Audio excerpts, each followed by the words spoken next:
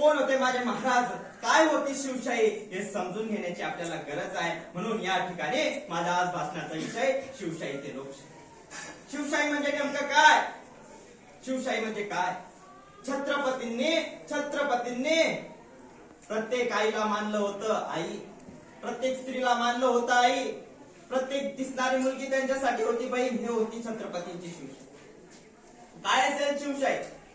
काय असेल शिवशाही? शिवशाहीमध्ये छत्रपतींनी शेतकऱ्यांना महत्व दिलं आणि आज आमचे राजकारणी शेतकऱ्यांना महत्व न देता त्यांच्या विविध गोष्टींमध्ये भाग घेत फक्त शेतकऱ्यांना ते लादत आहेत व कर्जमाफीचे विविध गोष्टीचे त्यांना फक्त नमुने देत आहेत व ते त्यांचं प्रोटेक्शन करत नाही व त्यांना कल्याण देत नाही, काहीच करत नाही.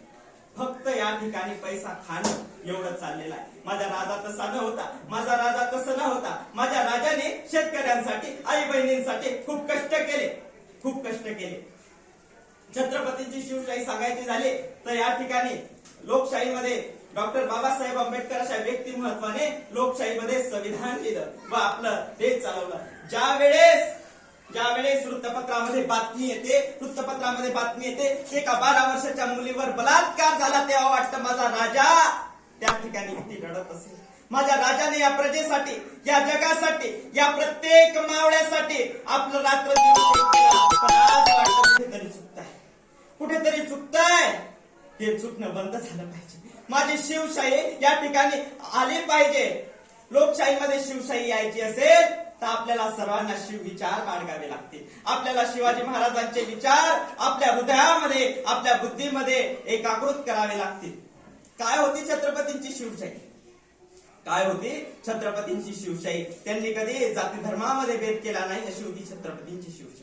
त्यांनी रस्त्याने जाणारा प्रत्येक आईला मानलं होतं ताई, अशी होती छत्रपतींची शिवशाही. म्हणून वाटतं की छत्रपतींची शिवशाही आहे. लोकशाहीमध्ये काही वाईटच नाही, खूप साम्य आहे. शिवशाहीमध्ये व लोकशाहीमध्ये भरपूर प्रकारचं साम्य आहे. पण कुठेतरी वाटतं की चुकताय. कुठे होते माझे छत्रपती शिवाजी महाराज? कुठे होते छत्रपती शिवाजी महाराज? एक वेळेस सांगायचं झालं तर शहाजी राजांनी ओळखलं होतं. एक वेळेस शहाजी राजे जंगलातून जात होते. जंगलातून जात असताना त्या ठिकाणी सिंहाच्या पायामध्ये काटा रुतला होता. ते घाबरले. शेवटी सिंहाची जात आपल्याला घाव घालणार. ते एका आडोशाला उभे राहिल्यानंतर तिकडून एक तरुणी आल्यानंतर त्या तरुणीने तो काटा काढल्यानंतर तो सिंह जो होता त्या तरुणीचे पाय चाटू लागला.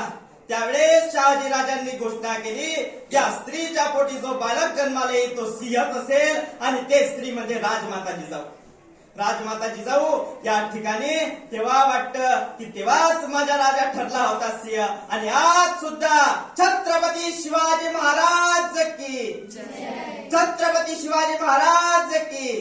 असं म्हटल्यावर अंगाला काटा येतो.